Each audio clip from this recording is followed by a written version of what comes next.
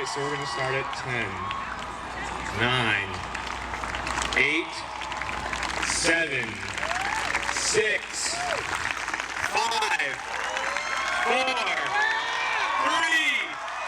2, 1.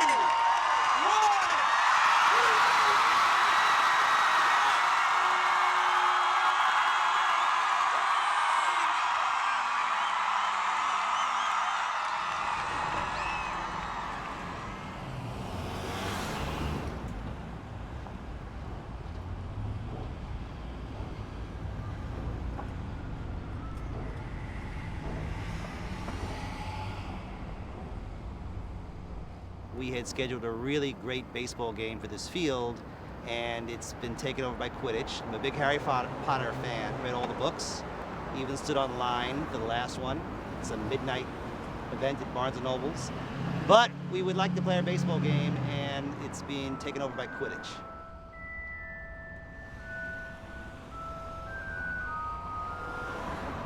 Snape did this. Yes. Snape did. Voldemort did this. He did this to us. This is a Death Eater plot against baseball. Let there be no question about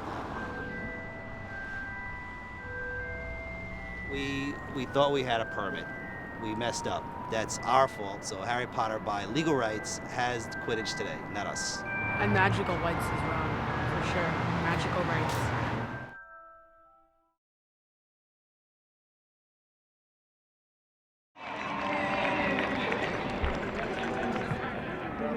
My name is Alex Benepe, and I'm the International Quidditch Association Commissioner. Quidditch got started as an alternative to bocce. My friends and I used to play bocce every Sunday at college, and one Sunday my friend Xander said, you know, let's do something different this weekend. Let's try Quidditch. And when I first heard that idea, I was a little disappointed because I liked bocce and I thought that Quidditch wouldn't work, but I agreed to try it out anyway, and we got around 30 kids from our hall out there. And from day one, it was amazing. I fell in love with the game instantly. It was a well-designed game by J.K. Rowling, and Xander Manchel translated it into real life perfectly. Our sophomore year rolled around, and Xander is one of those guys who is a genius, but gets bored of his own ideas quickly. So he let me take over.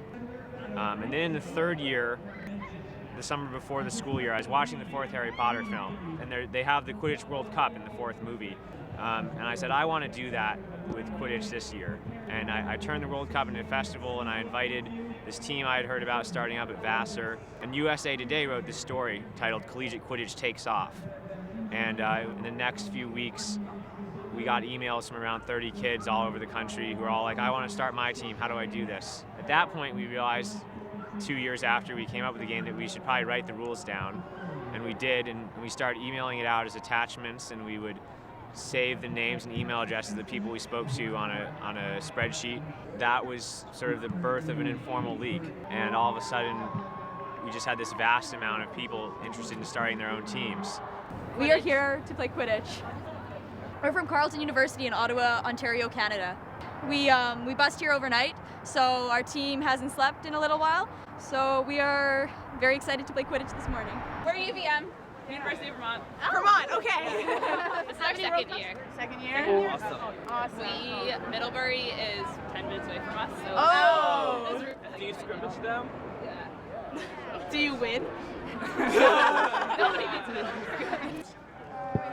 I'm really glad I took my steroids this morning.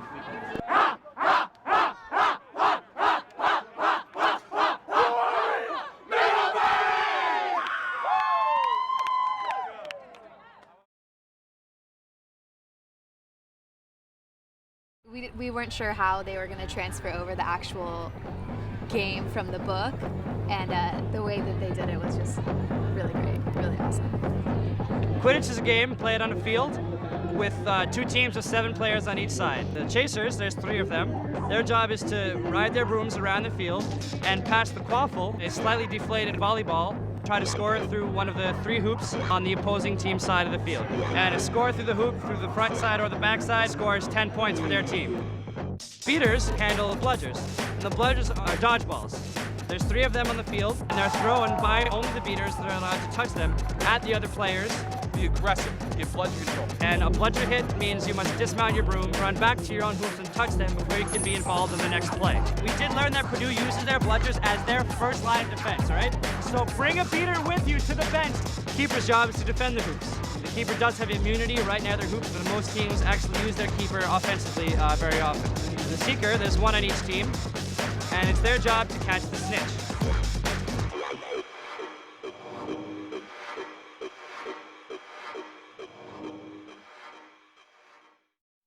The human snitch, I think, is going to be my favorite. We're hoping that he might like run around here and come hang out with us for a little bit. Yeah, that's probably the best part of it. The snitch is a person who's not on either team, and they usually have a sock hanging out of the back of their shorts. Back here. And their job is to run around the area, not just the field, the whole area where the Quidditch match is going on, and by any means necessary, avoid being caught by either seeker. And the way it works is the snitch is very hard to catch because he's not on a broom and gets to play all sorts of dirty tricks on the seekers. It is the nature of the snitch to be very crafty, very evasive, very agile, and very arrogant. Snitch is allowed to use whatever means necessary to avoid being caught.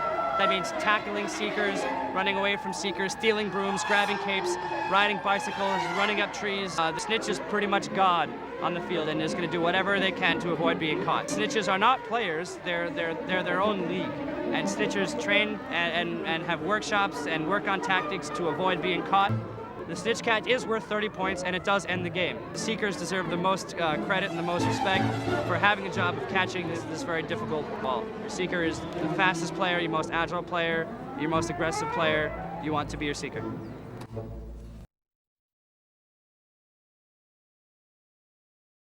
Rainey Johnson, a team all to himself, named one of Quidditch's 50 most beautiful people. I was the original snitch.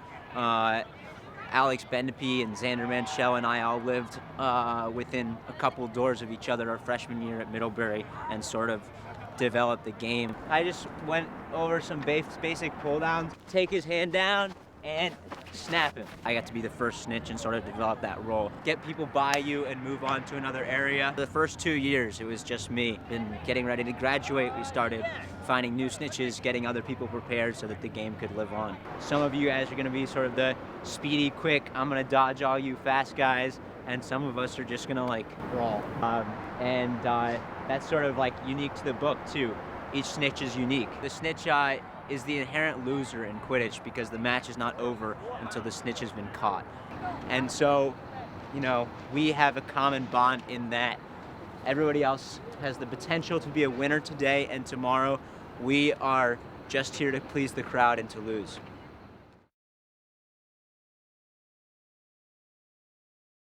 The team has been saving up money all summer so that A, they can afford to go on this trip, and B, so that they can buy a broomstick while they're here. That is the plan for this weekend. We are really excited. So this piece here, this is the Scarlet Falcon. It's our one of our top of the line broomsticks, but pretty much it's the broom you're going to see the Quidditch players playing with all day today. So it's the broom that most teams will choose, and it's the broom that probably fits them the best. You can see we've got a contoured handle here that works really nicely. They like the way we designed this to fit a little bit almost under their legs when they're running with it. And then the way this handle can be held with one hand, they have good control. It's also solid but very lightweight. We feel pretty good about the broom we're using. When we use the official brooms. And when you take the jumping shot, you actually do fly for a minute. Just for a second. Yeah. Like a fraction of a second more than you normally would with another kind of broom. I wasn't as concerned about the running as how awesome it looked. It's the broom, you know, it's the one you see, it's the iconic symbol. In 5th grade was the first time I read about Harry Potter, and Quidditch it just seemed unreal. Now in college doing it, it's incredible.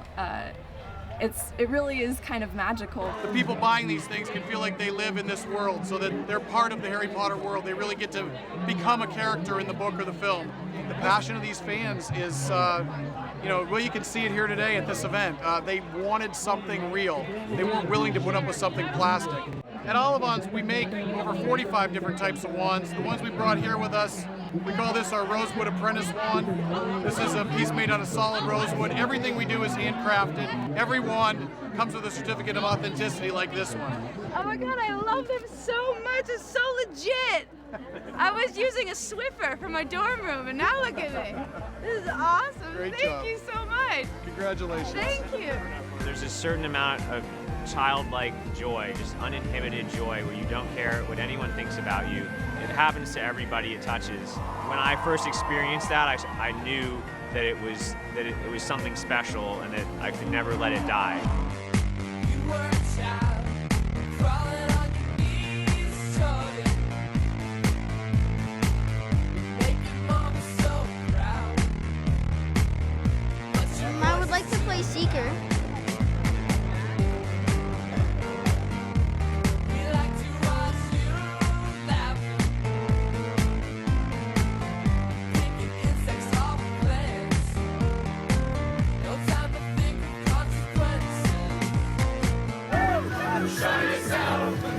Take only what you need from it.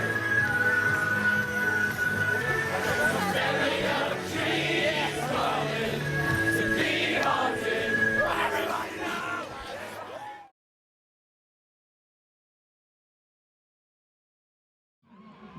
3, 2, 1.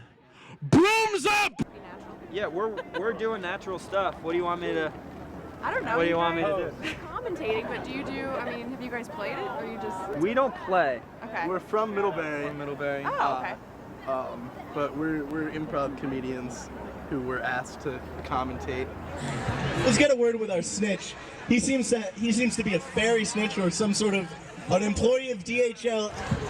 Is it hard to compete with larger companies that have more capital spend?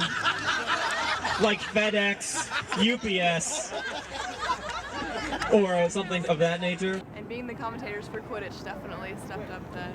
Oh, I mean, we're pretty high-profile guys on campus as the commentators. This guy slayed. He can't. I don't know if I can say he that. He can't leave his dorm room without at He's least beating him back 20 with a fans. stick. I'm like a young Bob Costas. Oh. We're seeing fights for bludgers. We're seeing John Hopkins, team member number 45, the one who bears the closest resemblance to Dr. Gregory House. Excuse me, has changed his jersey to number 54, trying to switch up the Middlebury defense, but they're keying him. They're prepared for sarcastic comments and potential Viking abuse as, oh, and he tucks it through the hoop, and Middlebury scores again. 54, Gregory House, looking for unusual ways to solve his way out of that situation. You can't write a prescription for victory, Greg. As hard as John Hopkins might try. Another shot for Middlebury there. That's a tetanus shot in the arms of John Hopkins. The tables are turned here at Field 3. I have a pamphlet here. It says, "So you've decided to play Middlebury College." A guide of what you need to know. There's a lot of helpful pictures and diagrams and tips for how to talk to your teen about their struggles with Middlebury College Quidditch. The reason Middlebury is very good is because all these other schools, Quidditch is this sort of fringe thing. Yeah. Since it started at Middlebury, everyone does it at Middlebury. Yeah. And so there's a contest between like 15 teams at Middlebury to see who gets to represent the school at this. Middlebury, quite a few points. John Hopkins, not nearly as many.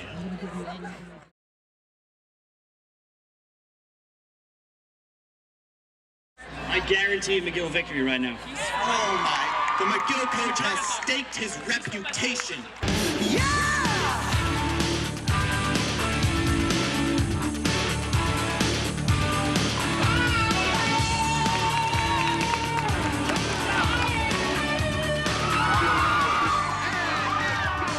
I'm Ben Cohen, the coach of the McGill University Quidditch team. Split up the field, split up the field. This is my second year as coach. That is something we did not do so well last match. Team is 3 years old. First year I was a player on the team. Second year I was injured and unfortunately couldn't play. And I waited until after the school year was finished to get that injury repaired. So this is my second year coaching because I'm still rehabbing that surgery. This man guaranteed a victory, and it's come through all the way from Canada. What do you have to say, sir? Everyone wants to know. Just thanks for your support, and we love the love we're getting from everyone, so we're going to play as hard as we can. Oh, Canada!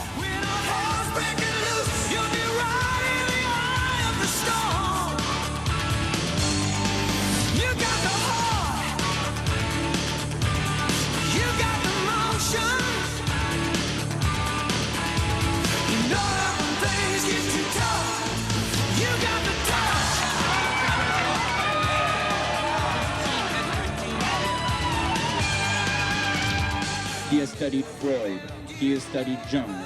He has studied Kung Fu's The Art of War. It's been a lot of trial and error. It's not like we're learning from the best. It's not like there's coaches that have come before me that I've learned from. It's just I've watched match after match, and I've learned what works, what doesn't, against what kind of an offense and what kind of a defense, and we just keep it versatile so that whatever the opposing team's throwing at us, we have something to react with and be productive. You got the heart. You got the motion. You know that when things get too tough, you got the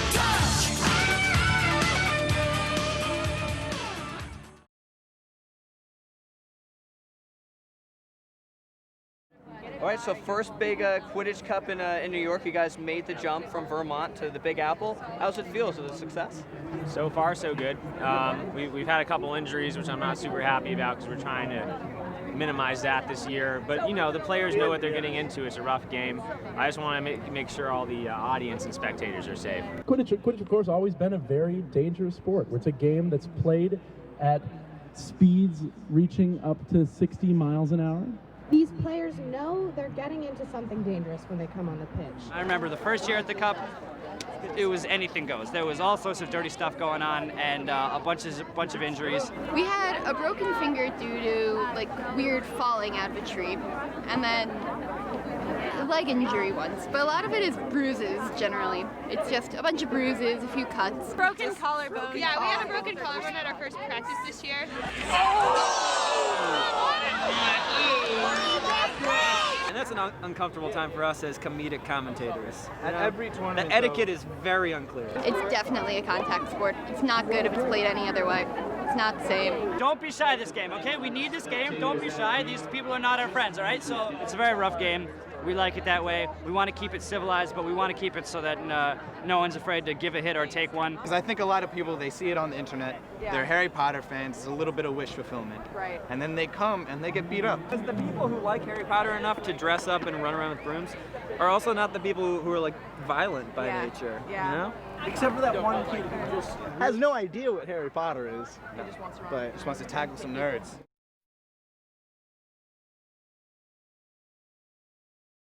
We're unaffiliated with like an actual school. We're unaffiliated. We're America's Finest Quidditch Club.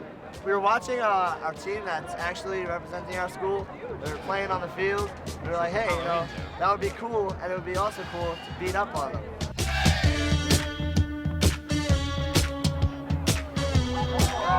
That's my favorite part of the game, just seeing somebody get hit for really not much of a reason.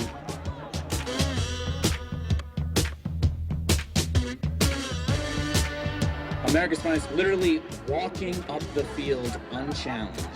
The Canadian Quidditch team is a lot like the Jamaican bobsled team. And this is a lot like the end of Cool Runnings where the sled breaks and then everyone starts clapping. Here comes America's Finest. They're just trying to get some insurance points at this point, in case their entire team passes out on the field. We were generous enough to let them catch the snitch, give them 30 points. So we won 90-30. Easy day. You know, I mean, that you should have seen the Tufts game. The Brierson game was nothing. We came out and took care of business during Brierson, but the Tufts game was a scrappy. We were brawling. Hi, I'm Carly. I'm the captain of Tufts Quidditch. I call my mom, and the first thing she said is like, "Are you safe? Are you okay?" Yes, Mom. We lost to Tufts, but if we were to play them again, it wouldn't be a contest.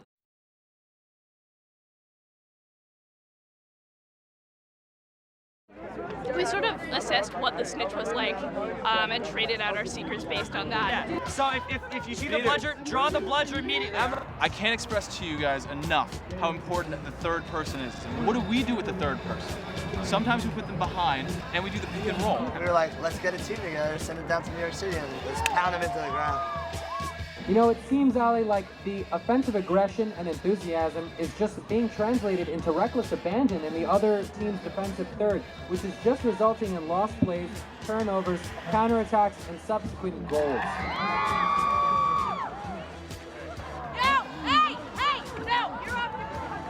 If you're off your broom, you're out of the game. We're not changing the way we play.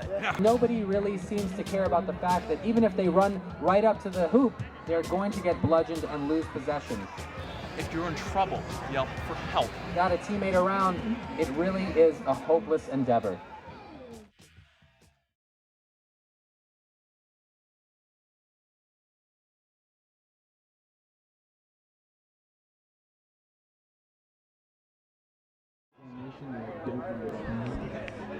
Yes, we've definitely had some big surprises in this year's tournament. I would say the biggest surprise team so far has been Tufts.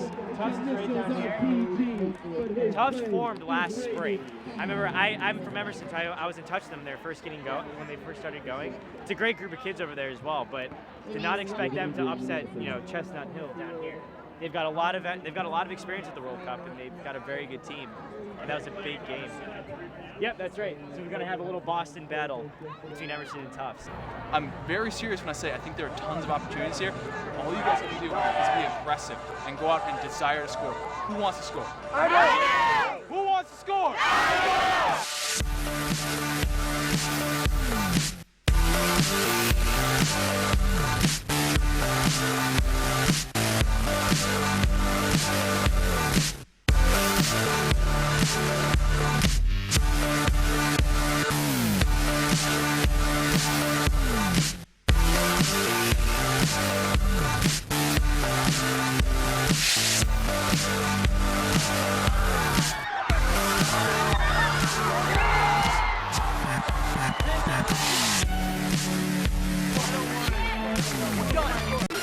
We're pretty sure they only scored 2. Our coach has gone over along with one of our players because Tufts agreed, apparently, and felt that sudden death was appropriate. But we will respect the referees as that is the call that is made. Especially considering one of our players got hurt in that game and we kind of really put ourselves out there. It's hard for a lot of them to swallow. It's fine, it's fine, it's fine.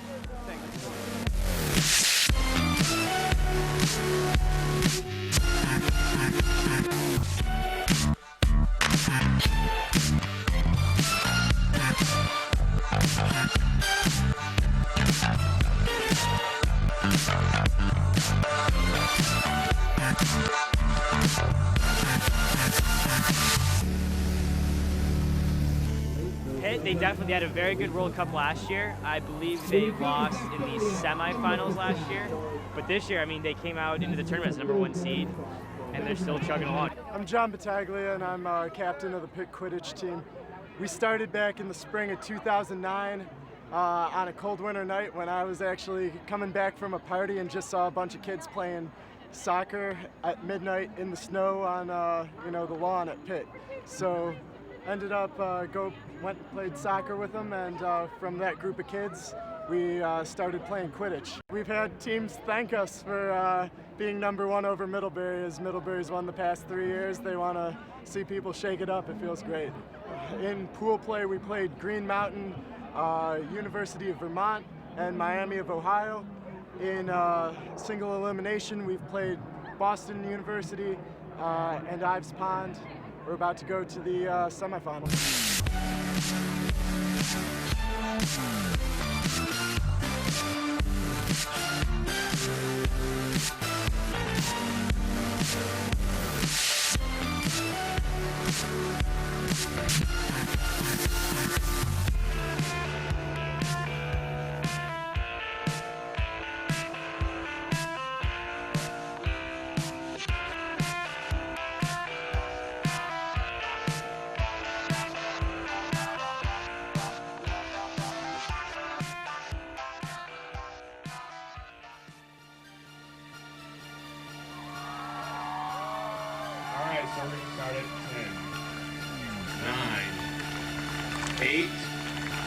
7, 6, 5,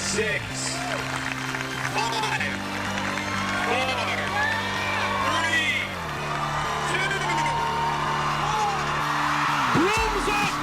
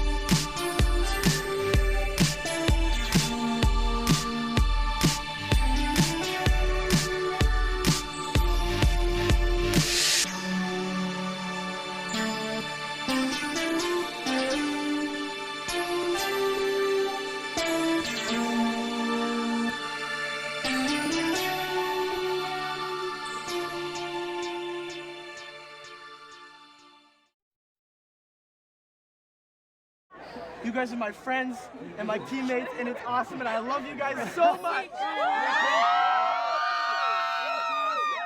3, 2, 1,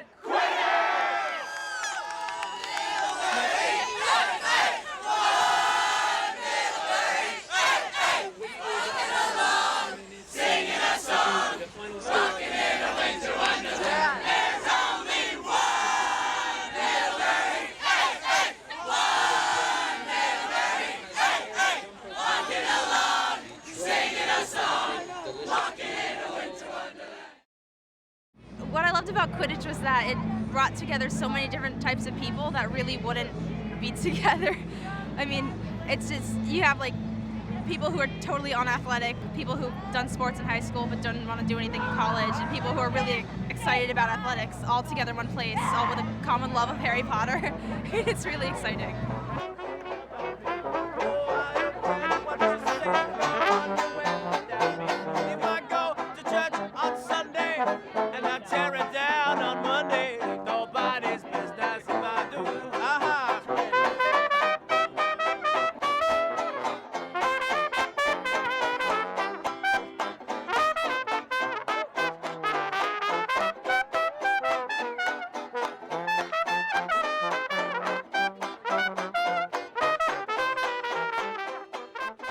Harry Potter, we are the Harry Potter generation. There's nothing more exciting than making that come to life.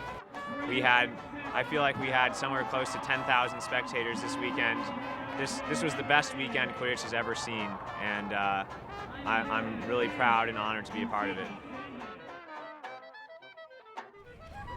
I'm Joanne Giannopoli, and I'm a Quidditch player.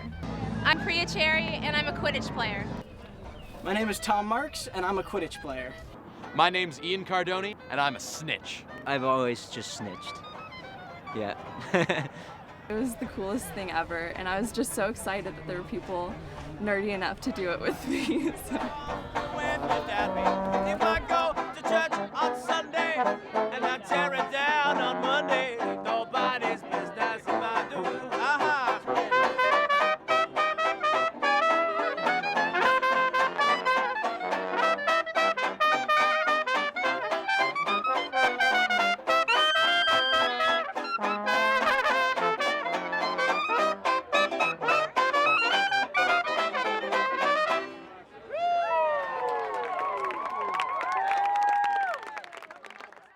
Snape did. Voldemort did this. He did this to us. This is a Death Eater plot against baseball. Let there be no question about that.